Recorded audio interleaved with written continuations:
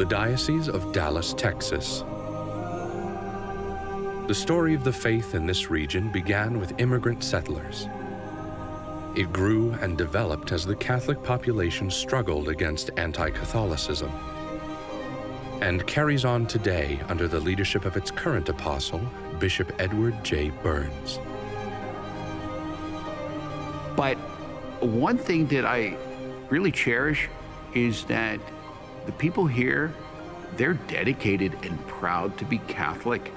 I rejoice with that, and I'm humbled and honored to be their shepherd. This is the story of the bishops of America, the shepherds of the past and the shepherds of today, who through their callings and ministry carry the church into the future.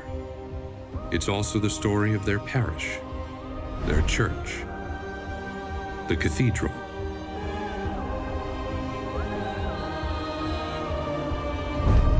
This is The Chair, an exploration of what it means to be an apostle in America.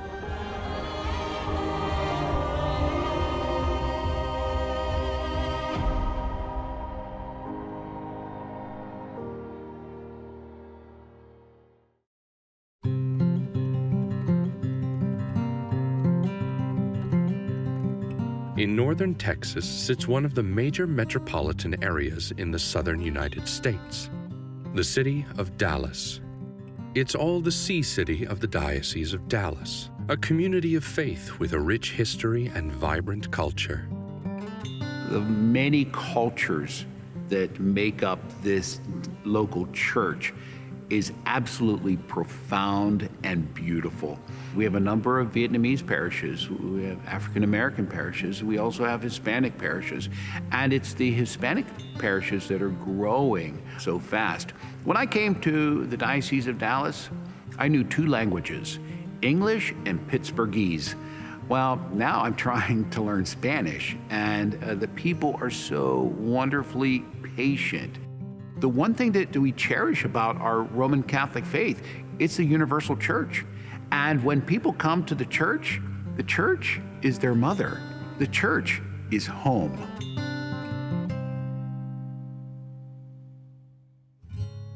The area that we now call Dallas, Texas, was inhabited by Native American tribes for thousands of years prior to the Spanish coming in and claiming it for New Spain. We see Catholicism really entering Texas nearly 500 years ago when Spanish conquistadors, along with Franciscan missionaries, arrive. The area remains under Spanish control until 1821, when Mexico declares its independence from Spain. 16 years later, 1837, this largely Anglo-American Texan community declares its independence from Mexico and founds what became known as the Republic of Texas, until finally the United States annexes Texas in 1845, making it the 28th state in the country. The people who lived in this area were fiercely independent. Probably everything that we learn about folkloric Wild West of America really does find its origins in Texas. They're conquering the territory, they're homesteading, they're building communities, they're trying to survive and have done so without any help. The staking claim, ownership, and then cultivating something out of the land, it's an extraordinary accomplishment. The city of Dallas served as a migrant station for itinerant priests who traveled throughout North Texas and into the ranch lands and other regions in order to minister to the Catholic population that was scattered throughout the region. Some of these early missionary priests, like Peter Levy, were known for kind of a brash, aggressive style as they dealt with outlaws or Native Americans. And so frontier Catholicism in Texas had a bit of this cowboy mentality of which the state is so well known. And Father Levy had an interesting history himself. He came to Texas after serving in the French army, where he had been a sharpshooter, something that probably earned him a great deal of respect of the local population. And as he traveled throughout the region, he was known for his traveling confessional, which was really just a chair that was strapped on the back of a wagon. So you see in the work of these early missionary priests this effort to bring not just the Word of God, but also the sacraments to these rural and isolated communities. The region around Texas grew in the 1870s following the arrival of the railroads, which brought new population growth into the region. In 1873, the first parish was established in Dallas, and soon after, religious orders begin to enter the region. Father Joseph Martineri, another one of these missionary Texan priests, invites the Ursuline sisters into Dallas, and they agree to open a school there. The Ursuline sisters, who had come from France, established schools in Louisiana and begin moving west. They were, in many ways, forging new territory just like the settlers. At great risk to their lives, they began to build and establish their communities, meeting the needs of the people as they saw them. There are stories of them driving wagons on their own with no knowledge of what happens if the wheel breaks. Some riding shotgun in the back, literally with a gun just to make sure they weren't attacked. This country's Catholic system of schools and healthcare would not be what it was without many of these fearless, fearless women.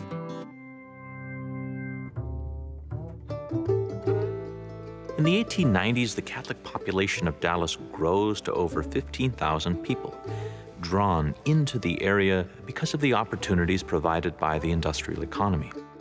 We see an influx of Irish, Germans, fleeing their countries of origin and looking for a better life for their families. In Dallas, they find an area that was less crowded than some of the cities that were being developed on the East Coast. The Diocese of Dallas was created as a separate see in July of 1890 to meet the needs of the growing population of Catholics. An Irishman by the name of Thomas Francis Brennan is consecrated as Dallas's first bishop. He was an extraordinary man, very young, 37 years old, but was really renowned for his preaching abilities. He was a linguist, he was a wonderful writer. During his tenure, he built over 11 churches, 4 new religious orders came to the diocese, and the number of priests in the diocese increased exponentially. He really made it a point to bring in new priests to the area. He also established the newspaper known as the Texas Catholic. Bishop Brennan was only Bishop of Dallas for 2 years.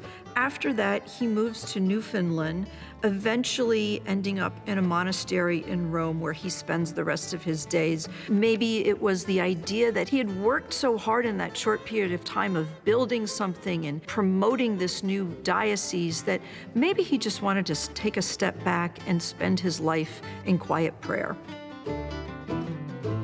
His successor, Edward Joseph Dunn, is also a native of Ireland by way of Chicago. He builds probably some of the most important institutions in the Diocese of Dallas. And from 1893 until he retires in 1910, Dunn builds what is now known as St. Paul's Medical Center, Holy Trinity College, which is run by the Vincentian Fathers, which later evolves into the University of Dallas, and most importantly, Sacred Heart Cathedral.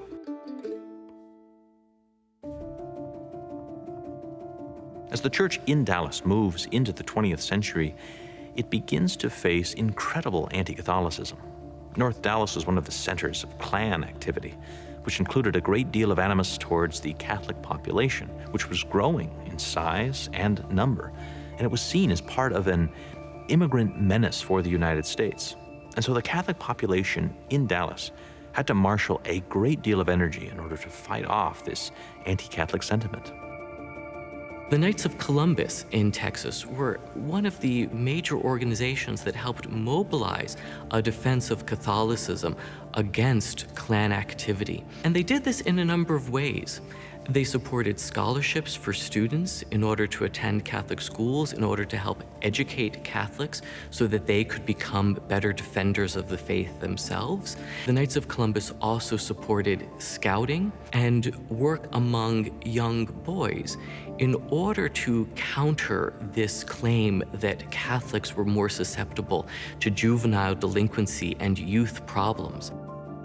Catholic leaders themselves were also instrumental in issuing a robust defense against the faith, going out and speaking to the local population, using the Catholic and the secular press in order to fight off the charges that were issued against them, including claims that to us would seem ridiculous, including things like oaths of loyalty to the Pope that included the promise to work to overthrow the secular government in Texas and the United States.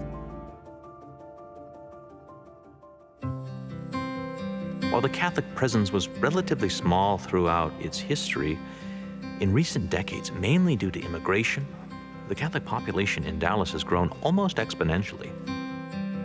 We have 1.3 million Catholics in this diocese. In 1982, the Catholic population in the Diocese of Dallas was about 5%. There were 185,000 Catholics. Today, we have 9 counties, and we are at 30% of the overall population. And we are the largest faith community in this area, which means that we also have a responsibility to the community.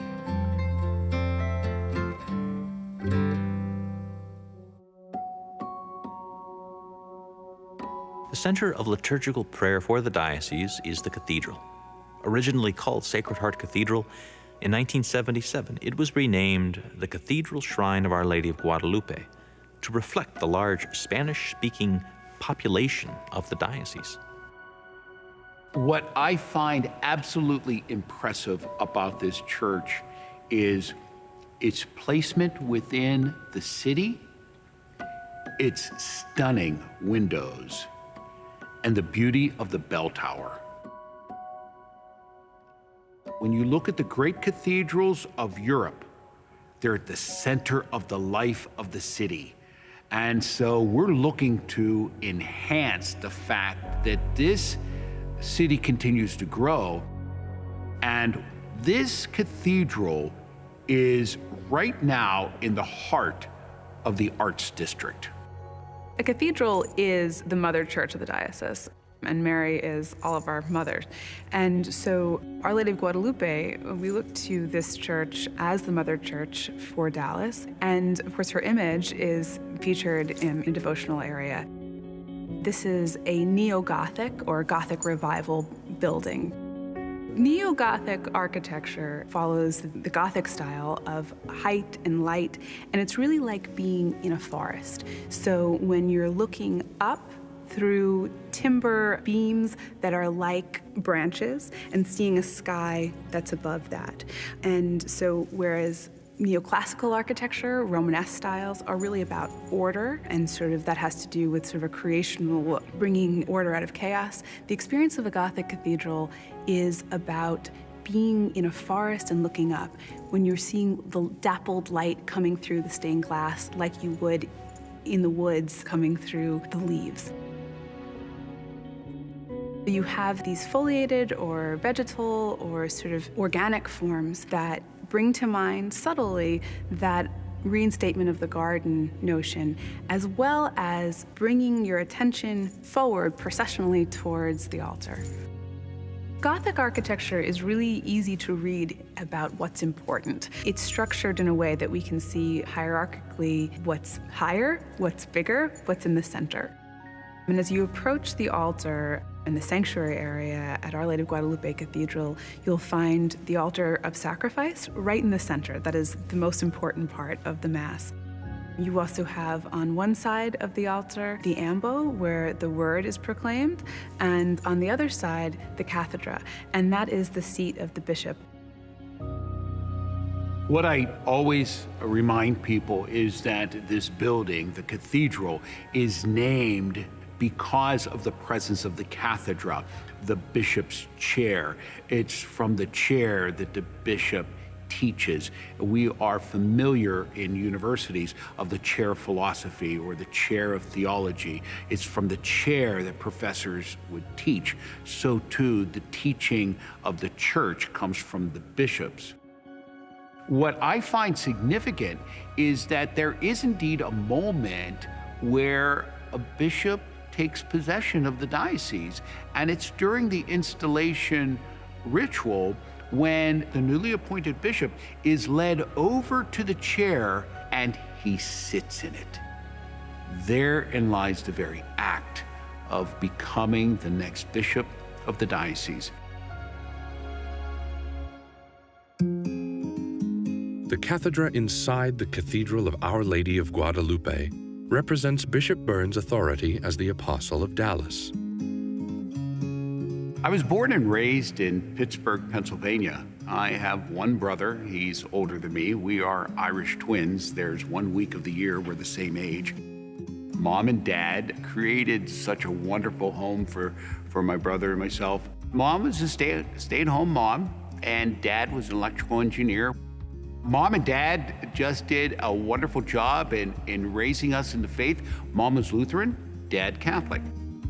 Throughout our lives, we always knew a close-knit family and love for one another.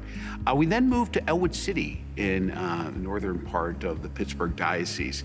And I finished high school there at Lincoln High School, and then discerned my vocation and went to St. Paul Seminary in Pittsburgh, which is affiliated to Duquesne University at the time.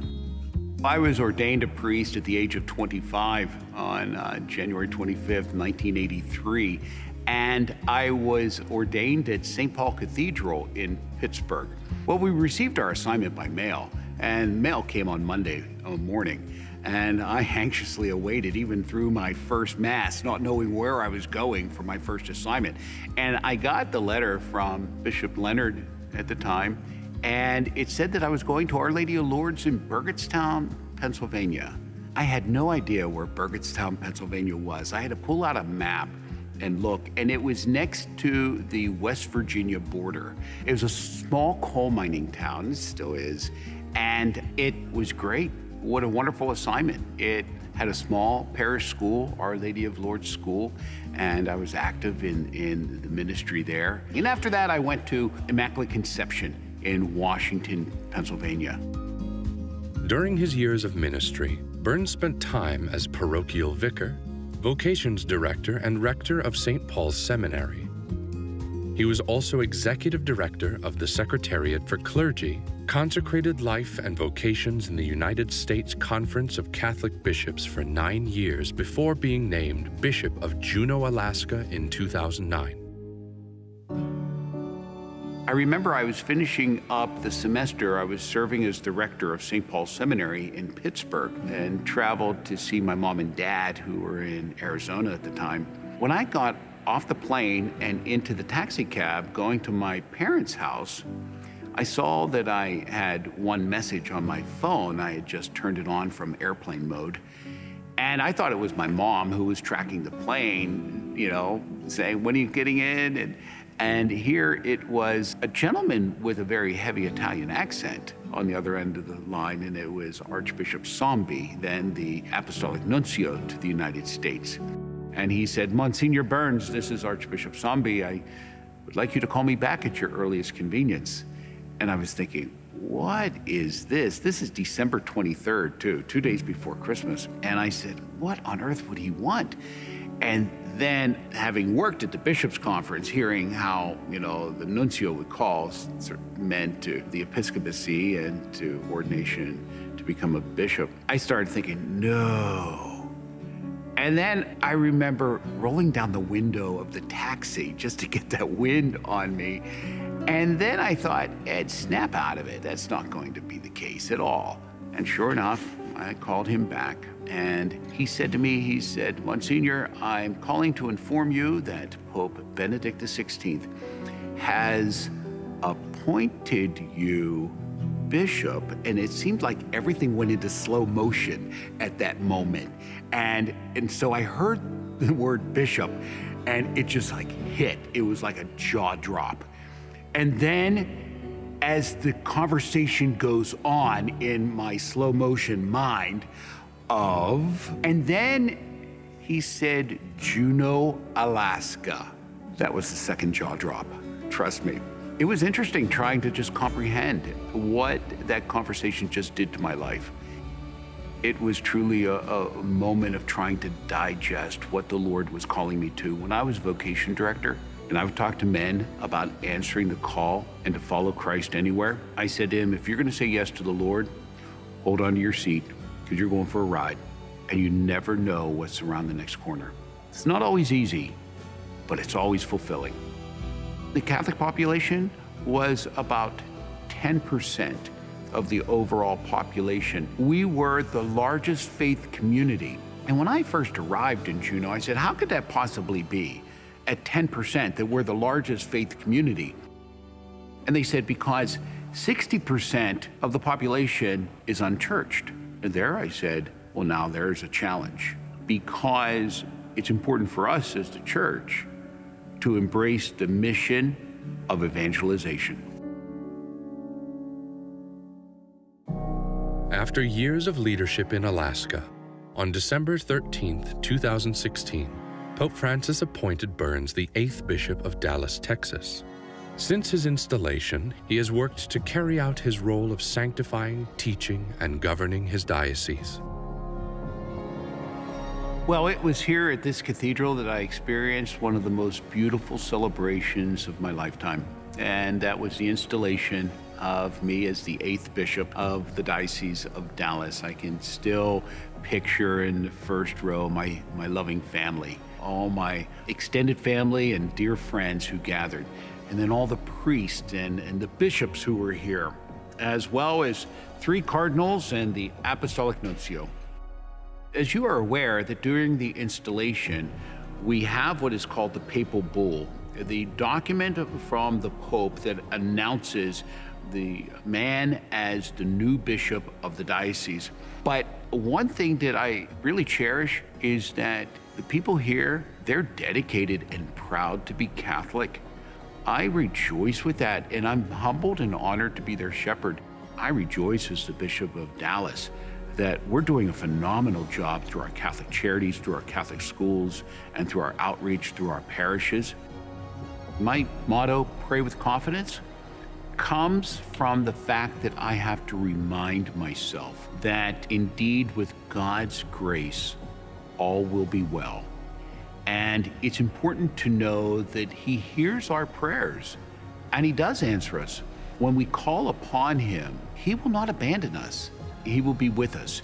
Now, we're always wondering how it is He's going to respond to our prayer, but it's important that we rest in the assurance that God is with us.